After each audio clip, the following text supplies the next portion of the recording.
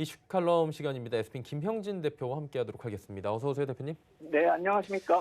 생각보다 시장이 빠르게 올라오고요. 코스닥 지수 같은 경우는 이번 폭락 이후에 가장 큰 폭의 상승을 보였다. 한마디로 대한민국 증시가 지금 1.3입니다. 낙폭을 지금 줄인 게.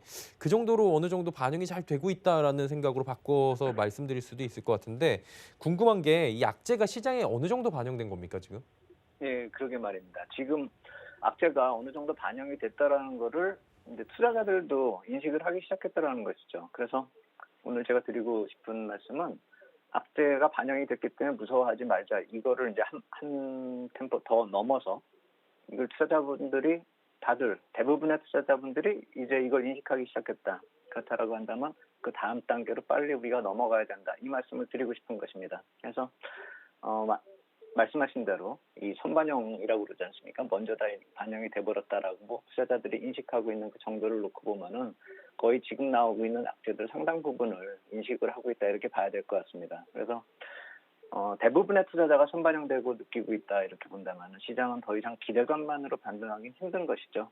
그래서 악재성 재료들이 노출돼서 시장에 녹아든 것은 이제 팩트가 돼버린 것이고 그걸 투자자분들도 알고 계시기 때문에 시장 모두가 다 안다는 것이죠. 그렇게 돼서 이제 악재가 반영되었다. 그래서 안도랠리는 일단락되는 것이 아니냐 이렇게 봐야 될 것 같습니다. 특히나 미국의 고용 지표는 매주 놀라움의 연속이죠. 그리고 한국 같은 경우는 3월 수출입 동향 나오고 그 다음에 산업 동향도 나오고 그리고 이번 주에 드디어 삼성전자 1분기 기업 실적까지 공개되고 반영이 됐습니다. 그렇다면은 시가총액 비중을 놓고 봤을 때 우리 시장은 30% 넘게 반영이 됐다라고 봐야 되겠죠. 기업 실적 1분기 기업 실적이요. 그렇다면 또다시 무서워할 것이 무엇인가. 나머지들은 정말로 다 안 좋다라고들 생각을 하고 있기 때문에요. 그래서 1분기 기업 실적이 악화되는 것마저도 반영이 되고 있는 그런 시장이다. 미국의 기업도 마찬가지입니다. 미국의 기업 실적 악화를 보통 이제 시장에서 전망치 나오는 게 마이너스 5에서 크게는 UBS 증권이 최근에 나타났던 것이 18% 이것을 얘기를 했는데 이러한 실적 시즌의 악영향도 어느 정도 반영이 되고 있다. 이렇게 봐야 되겠습니다. 그래서 아까 초반에 말씀을 드린 것처럼 그래서 투자 심리의 개선이 되는 것이고 악재가 녹아 들어가고 있다는 점을 많은 투자자들이 인식을 했으면 이제는 시장에 그것이 다 반영이 됐고 만약에 공포 심리가 지배를 하면서 그렇게 한 발 앞서가지고 야 이거는 시장에 반영이 되고 있는 거야라고 이렇게 혼자 느끼면 이게 기회가 될 수 있겠지만 이제는 그게 아니라는 것이죠. 그래서 시장 악재가 모두 다 반영이 되고 급등락이 되는 시기가 아니라 이렇게 안정화가 됐기 때문에 한 템포 더 앞서가서 이제는 실질적으로 긍정적인 변화가 어떤 것이 나타날 것인가 그것에 대해서 고민하자는 것입니다. 그래서 오늘은 그 몇 가지를 말씀을 드릴 것인데 첫 번째로 말씀을 드린다면 대표적으로 FRB의 정책 당연히 봐야 되겠죠. 가장 관심사가 되겠고요. QE가 급격하게 유동성 공급이 가시화되고 있는 것인데요. 제가 FRB 대차대조표 아마 한 3주 전에 보여드렸을 겁니다. 그리고 그 이유는 안 보여드렸는데 변화가 확실하게 나타날 때 보여드리려고 오늘은 좀 준비를 해봤습니다. 이게 4월 1일 기준으로 연준 자산을 뽑아보니까 연준 자산이 5조 8천억까지 늘어났습니다. 17년의 고점이 4조 5천억이었단 말입니다. 그렇다면은 상당히 늘어난 것이죠. 그리고 작년 8월보다는 무려 2조가 공급이 된 것이고요. 하지만 표를 이렇게 보시면 이렇게 2008년에 쭉 올라오는 것처럼 지금 쭉 올라왔단 말입니다. 그리고 4월 달에는 저 쭉 올라온 오른쪽에 사각형의 높이만큼 4월 달에 더 추가로 올라갈 수도 있습니다. 그렇다면은 이제 글로벌 유동성이 본격적으로 미국 주도의 유동성은 시작이 됐다 이렇게 할 수가 있겠죠. 다만 미국 혼자에서는 좀 답이 안 나온다라는 것이죠. 오늘 말씀드리는 주 팩터는 미국 혼자에서는 안 되고 다른 나라들이 동참할 수 있는 시점은 언제가 될 것인가 이걸 따져보자는 것입니다. 그래서 일단 미국은 시작을 했고 그리고 이제 앞으로 다른 나라들이 동참이 되는 것 그것 역시 우리가 기다려야 할 가장 중요한 재료가 되겠다 이렇게 말씀을 드리겠고 아까 시장이 어느 정도 반영이 됐다 이렇게 말씀을 드렸지 않습니까? 그럼 우리 시장 기준으로 놓고 보면은 급락분 그러니까 3월 5일 2087에서 19일에 1439까지 급락분의 62% 피보나치 비율 62% 회복된 걸 딱 따져보면 1840 정도가 나오거든요. 그리고 1840을 넘어선다라고 한다면 이제는 유동성 공급뿐만이 아니라 펀더멘털 개선이 되는 그런 기대감이 나타나야 되기 때문에 미국 혼자만의 힘보다는 다른 나라의 힘이, 한국도 포함되겠죠. 글로벌 전체적인 QE가 필요한 시점이 되었다. 우리는 한번 이제 그것을 기대감을 가지고 좀 살펴보자, 이렇게 말씀을 드리겠습니다. 그리고 지금 수급을 좀 봐야 되는 게 외국인들이 아직까지 뭐 강한 매도는 이제 조금 진정이 되긴 했지만 여전히 매도를 오늘도 하고 있고 장 초반에 잠깐 하다 계속 돌리거든요. 이 부분은 어떻게 보는 게 좋습니까? 수급적인 건.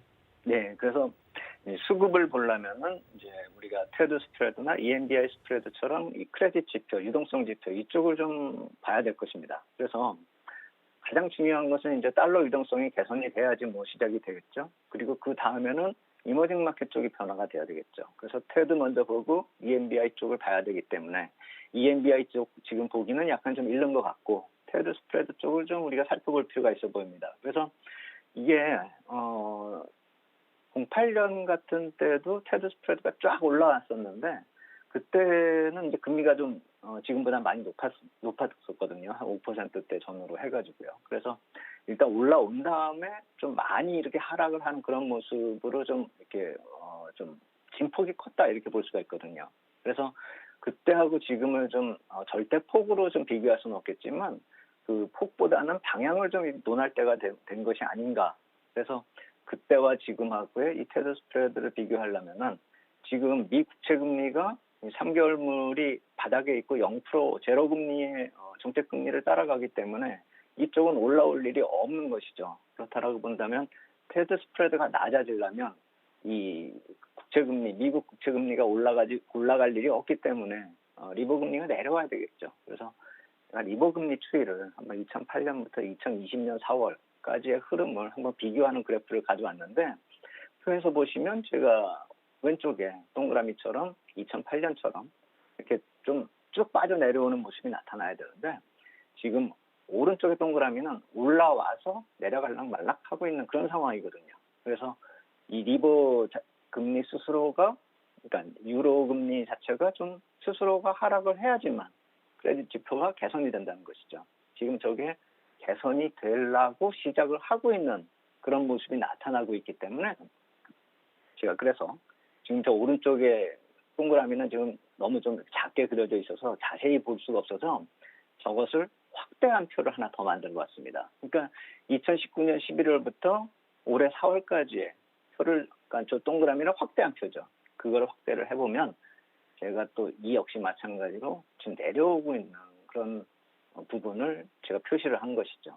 결국 유로존 바이러스 이슈가 해소가 돼야지만 좀 이 크레딧 지표, 유로존 쪽의 크레딧 지표가 개선이 될 텐데, 그리고 그것이 주식시장 상승으로 이어질 텐데, 이 바이러스 확산 속도를 감안했을 때 점차 이제 좀 완화를 기대할 수 있는 그런 단계까지, 그러니까 바이러스 확산의 정점을 지나가고 갈 때 이 스프레드 자체도 정점을 찍을 확률이 높기 때문에 이제부터는 점차 완화를 기대할 수 있다는 것이죠. 그렇게 된다면 신용 스프레드가 개선이 되고, 그렇다면 달러 강세가 완화가 될 것이고, 강세가 꺾어진다라는 기보다는 강세가 완화만 돼도 됩니다. 그리고 그렇게 되면은 비달러 자산 가치가 회복이 되겠죠.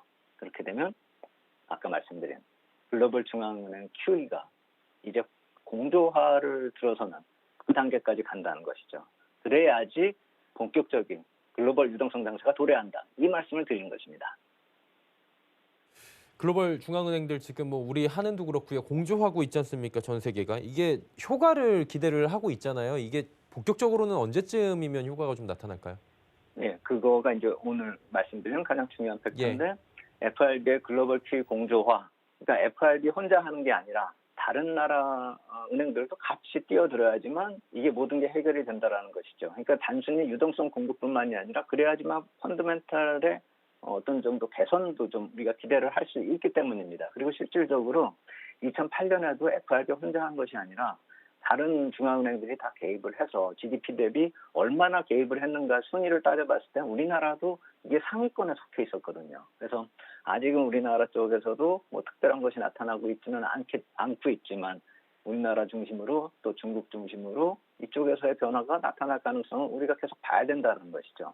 그래서 FRB가 지금 주도하고 있고 ECB가 따라가고 BOJ도 지금 동참을 하려고 하고 있고 뭐 거의 동참을 한 상태죠. 그리고 중국 인민은행까지도 같이 공조를 한다라면 그렇다면 어느 정도 이제 완성이 돼가는 것이고요. 그 이외에 이머징 마켓들이 동참을 해야 된다는 것이죠. 그러면서 FRB가 이러한 점에 대해서 이번 주에 어떤 보고서 같은 걸 하나 냈습니다. 그러니까 유가 관련해서 낸 거죠. 그래서 아까 말씀드린 이런 글로벌 중앙은행이 다 동참을 하고 그리고 또 여기 또 하나가 더 들어가는 것이 IMF가 1조 달러 대출 계획을 지금 세웠다라는 것이죠. 돈 없는 나라들, 그러니까 유동성 풀 돈이 없는 나라들에게 돈도 빌려주겠다. 여기까지 가는 겁니다. 그리고 우리가 가만히 생각해 보면 이렇게 해서 왜 외환 수합이 나타났었는가? 그것도 우리가 알 수가 있는 것이죠. 부족하면 돈 꺼줄 테니까 QE 시작해라. 이거죠, 바로. 그래서 이머징 마켓의 공조가 필요한 시점이 다가오고 있다는 것이죠. 그래서 이머징 마켓에 대해서 FRB는 저러한 시각으로 보고 있습니다. 글로벌 자산 시장에 미치는 영향보다 그들 스스로의 자체의 문제나 좀 해결을 했으면 좋겠다 이거죠.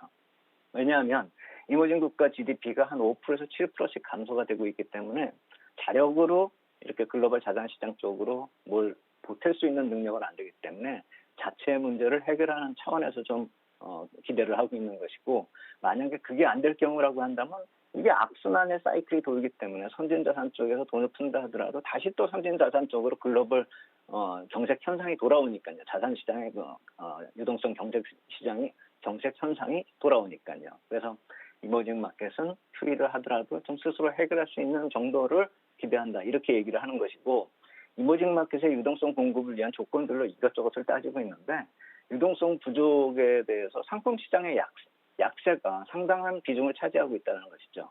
결국 최근에 나타났었던 유가 급락의 여파가 이머징 마켓 GDP의 2%에서 한 15%까지 비중을 좀 타격을 줄 수 있다라고 보고 있는 것이고 그것이 통화 가치를 하락시킴으로 인해서 유동성 공급이 또 걸리적거릴 수 있다라는 그런 얘기가 나오는 것이죠. 그래서 이 저유가하고 자본 유출이 지속이 될 수 있는 그런 상황이기 때문에 이 수요 충격보다 더 크고 지속될 문제라는 것이죠. 지금 바이러스 때문에 수요가 많이 충격을 받을 거다 이렇게 예상이 되고 있는데 그것보다도 지금 이 저유가, 공급 쪽에서 문제하고 자본이 유출되고 있는 문제에 대해서 상당히 심각하게 보고 있다는 것이죠. 그래서 이 공급 조절하고 더불어서 수요 회복을 통한 그런 유가 회복이 글로벌 QE 동조화의 시그널로 작동이 될 것이라는 것이죠. 그래서 최근에 유가가 급반등을 보였을 때 우리 시장에서 해석은 어떻게 나왔냐면은 미국의 에너지 기업들, 뭐 망해가는 에너지 기업들을 살리고 그쪽에 대한 CDS도 좀 낮아지고 또 하이힐드 채권 금리도 낮아지고 하지 않겠는가 이런 식으로 우리 미국 쪽에 포커스를 맞추고 이렇게 봤었는데 FRB가 생각하는 건 좀 더 넓다라는 거죠. 그래야지만 유가가 살아나야지만 이머징 마켓들이 QE에 동참할 것이라는 그런 좀 큰 시각으로 보고 원유 조절을 할 가능성이 높아지고 있다는 것이죠.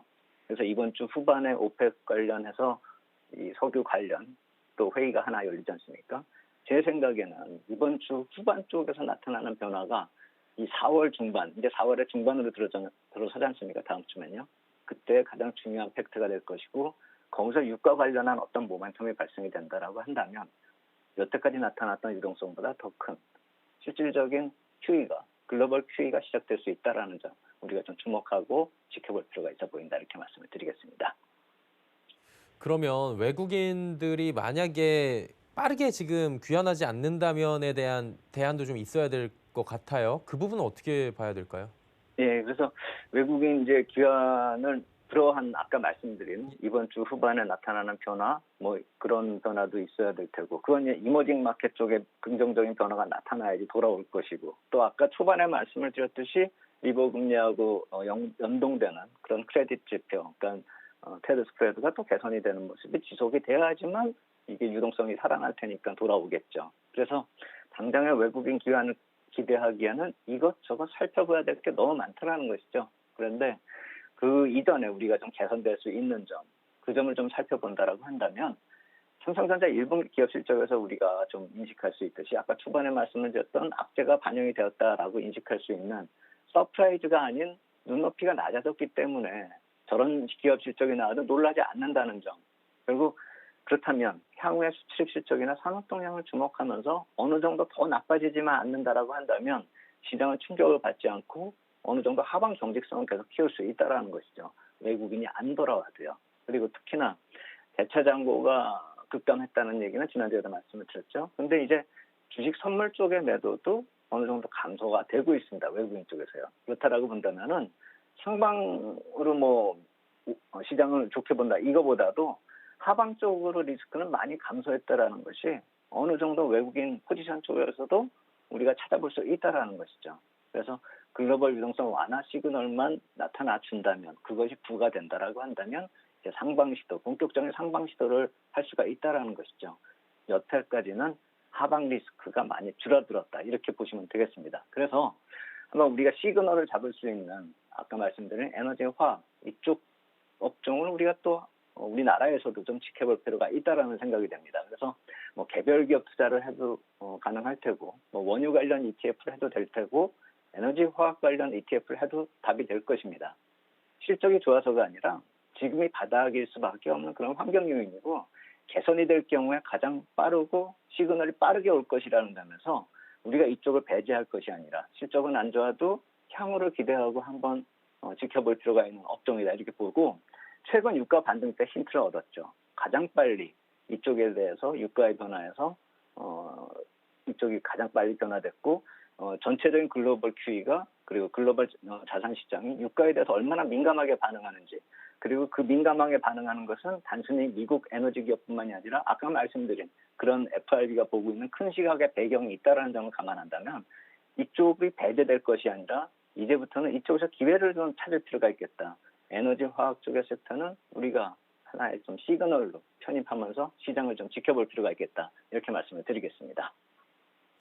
에너지 화학 섹터까지 짚어주셨고요. 오늘 말씀은 여기까지 듣도록 하겠습니다. SPM 김형진 대표와 함께했습니다. 고맙습니다. 감사합니다. 네.